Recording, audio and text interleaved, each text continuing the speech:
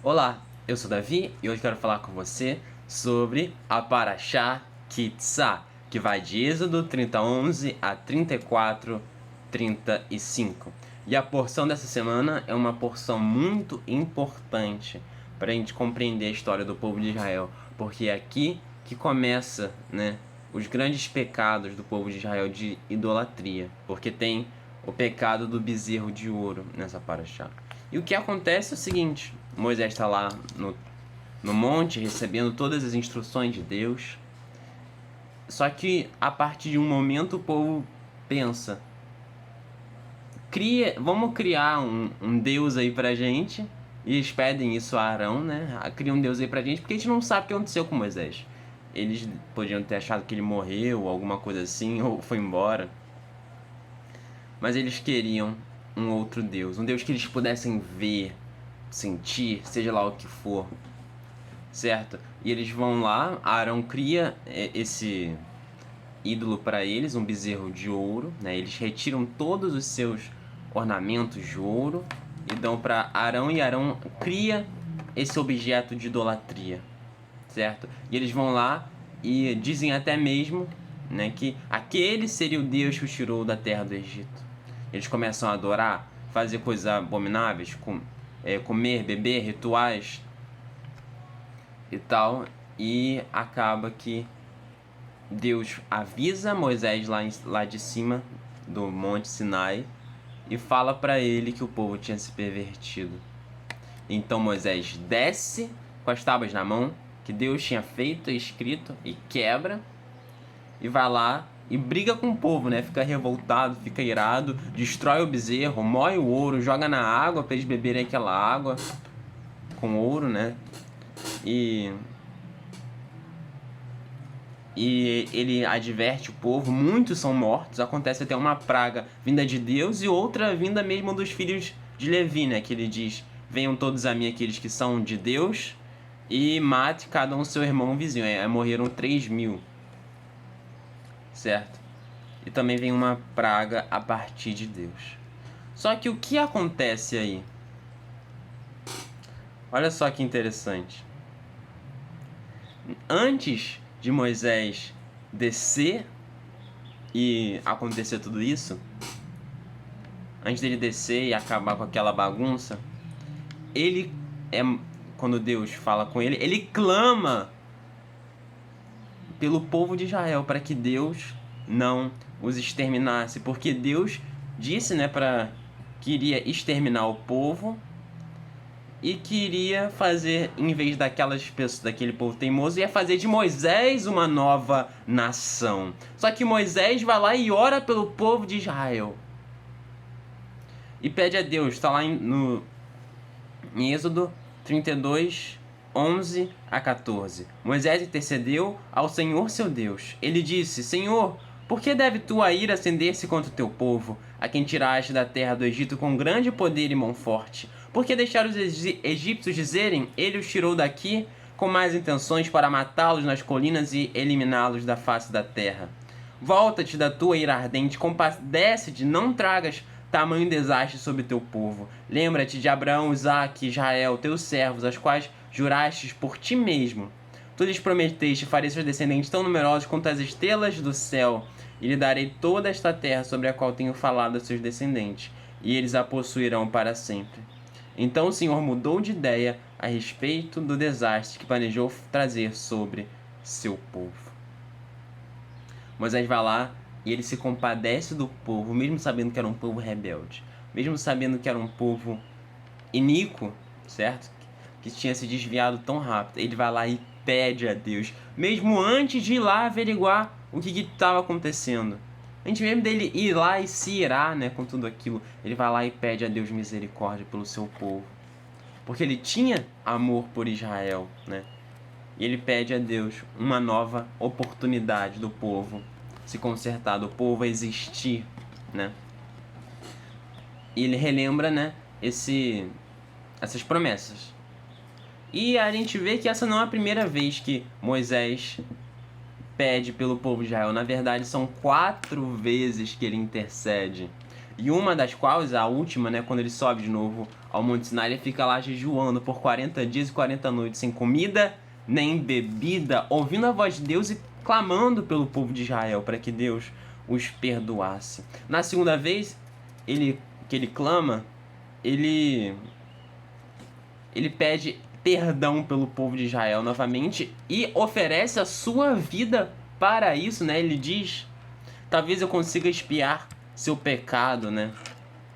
E quando ele chega lá diante de Deus, ele diz: se tu não perdoares o pecado, no entanto, se não o desejares, então imploro-te, risca-me do teu livro que escreveste. E aí Deus fala, né? Os que pecaram contra mim são os que eu riscarei do meu livro. Vá agora e leve o povo que eu disse a você. Meu anjo irá à sua frente. Mesmo assim virá o tempo da punição. Então eu os punirei por seu pecado. O Senhor feriu o povo com uma praga, porque eles fizeram o bezerro, aquele que Arão moldou. Então aqui a gente vê uma coisa muito interessante. Moisés, pelo amor que tinha ao povo de Israel, ele oferece a própria vida, né? Porque esse livro a qual Moisés se refere é o próprio livro da vida. E ele oferece a sua própria vida pelo povo de Israel para expiar os pecados. Então Deus fala: não vou te riscar. Aquele que pecou, esse sim. E aí ele diz que ainda o anjo dele estaria diante do povo, ou seja, a promessa dele ainda seria cumprida. E aí na terceira vez que ele clama ao povo de Israel, né? Ele pede para que Deus continue com eles. Para que o povo continue sendo povo de Deus, né? Porque Deus, ele tinha respondido a Moisés e falado que ele não estaria mais com o povo de Israel, porque se ele estivesse por um momento, ele poderia destruir o povo, porque ele era muito teimoso. E que apenas o anjo dele estaria adiante do povo. Mas aí Moisés clama a ele, e depois ele também diz que responde e vai fazer o que pediu. Olha só que interessante. E aí Deus também passa a acompanhar o povo. E aí na quarta vez, quando Deus manda ele subir ao Monte Sinai pela segunda vez, né, pela quarta oração que ele faz, ele vai lá e Deus diz, né, os seus atributos, que diz lá em Êxodo 34, 6. Deus é misericordioso, compassivo, lento para irar-se, rico em graça e verdade. Ele mostra graça, a milésima geração perdoa as ofensas, os crimes e os pecados, entretanto não isenta a culpa, e faz os efeitos negativos das ofensas dos pais serem experimentados pelos filhos e pelos netos deles, até pela terceira e quarta gerações. De imediato, Moisés curvou a cabeça até o solo, prostrou-se e disse: se encontrei favor em teus olhos, Senhor, então, por favor, que o Senhor vá conosco, apesar de eles serem um povo teimoso, e perdoa nossas ofensas e pecados, e toma-nos como a tua posse. E a resposta de Deus é que ele faria uma aliança com o povo, de forma que faria coisas tão grandiosas que ninguém jamais viu, nenhum outro povo jamais viu, e nem voltará a ver, né? Coisas assim maravilhosas que Deus faz, irremediavelmente fez, e já tinha feito, certo? Ele fez coisas maravilhosas e cumpriu a sua promessa. E olha só que coisa interessante. Deus dá uma nova chance ao povo por causa da oração de um homem, um justo, que orou por um povo de pecadores. Foi a razão pela qual eles não foram todos exterminados e destruídos no deserto naquele momento. É claro que a gente vê que esse povo, ele não aproveitou essa segunda chance de Deus, e apenas os seus filhos é que entraram na terra do Egito, né? Porque Deus diz, como eu tinha lido aqui, que os puniria por seu pecado em um outro momento, que viria o tempo da punição. Mas Deus aqui, ele tinha perdoado sim o seu povo. Ele tinha dito que continuaria fazendo aliança com ele. Só que o povo não quis. O povo, ele até se despe, né, de seus ornamentos, se entristece, não sei o que, mas eles não se despem. O seu coração, não tiram todos os adornos pecaminosos que estavam em seu interior, mas antes continuam agindo com incredulidade, com falta de fé. E a gente vê, né, depois nas próximas porções, quando continuar a história, quando eles chegam lá na terra de Israel, diante da terra de Israel, e Deus manda: sobe e herda a terra que eu te dou. Só que o povo temeu, o povo não quis. Por quê? Por causa dos espias que eles tinham enviado, e os espias tinham trazido notícias ruins, 10, enquanto 2, Josué e Caleb, eles tinham trazido boas notícias de fé. E o que eles fizeram? Eles ouviram aqueles que estavam difamando a terra e quiseram matar aqueles que estavam defendendo a poderosa mão de Deus, que seria capaz de dar aquela terra a eles. E ali, depois disso, Deus se ira com eles a tal ponto que aquela geração seria condenada a morrer no deserto. É apenas os seus filhos, né? Aqueles que eram menores de 20 anos é que iriam ver e herdar a terra de Canaã, a terra de Israel, certo?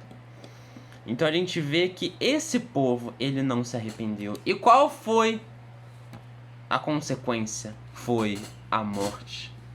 A gente vê que por causa da idolatria, por colocar coisas acima de Deus, por desprezar os seus mandamentos, as suas palavras, que na verdade são instruções que nos ajudam a nos aproximar da vida, a viver de forma melhor, e também a encontrar, né, a eternidade.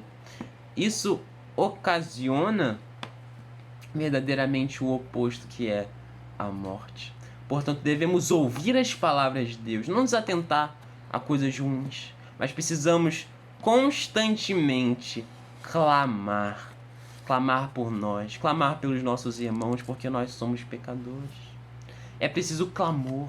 E clamor é também demonstração de arrependimento. É uma demonstração de que você reconhece os seus próprios erros, de que você reconhece que é pela misericórdia apenas de Deus que nós vamos mudar. E Yeshua fez algo tão grandioso por nós. Porque assim como Moisés lá quis oferecer a sua vida para espiar pelo povo de Israel, Yeshua verdadeiramente fez isso. E ele quer o verdadeiro sacrifício, porque ele não tinha pecado. Moisés tinha pecado, sim, mas Yeshua não. Ele era o sacrifício verdadeiro. E ele veio à terra para morrer por nós, e por meio dele podemos ter vida. E assim, ele também nos dá a vida.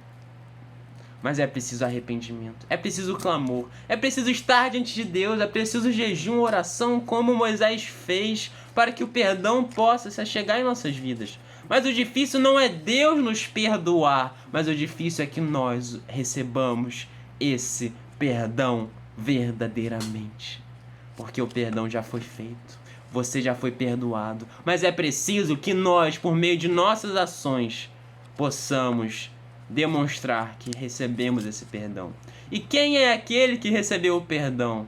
É aquele que verdadeiramente entrega a sua vida a Deus e faz a sua vontade, que simplesmente deixa que Ele haja em suas vidas e demonstra essa escolha por agir de acordo com a sua perfeita vontade. Portanto, aquele que se arrependeu, aquele que reconheceu o próprio erro, esse é transformado. É preciso mudança para que o arrependimento seja confirmado. Tenhamos isso em mente e possamos não repetir o mesmo erro do povo de Israel, mas colocar Deus acima de todas as coisas em nossas vidas e não ultrapassar os seus limites, não ultrapassar a linha além da sua palavra, além daquilo que Ele nos ordena, assim transgredindo aquilo que Ele quer para nós. Que possamos ter isso em mente e que possamos verdadeiramente ser gratos a Yeshua, porque Ele é que intercedeu por nós e Ele mesmo fez sacrifício vivo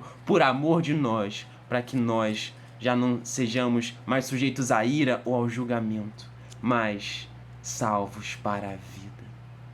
tenhamos isso em mente, sejamos gratos a Ele, entregando a Ele a nossa vida também para servi-lo e adorá-lo, glorificá-lo. Esse foi o vídeo. Que Deus te abençoe muito e te dê a sua paz. Tchau, tchau.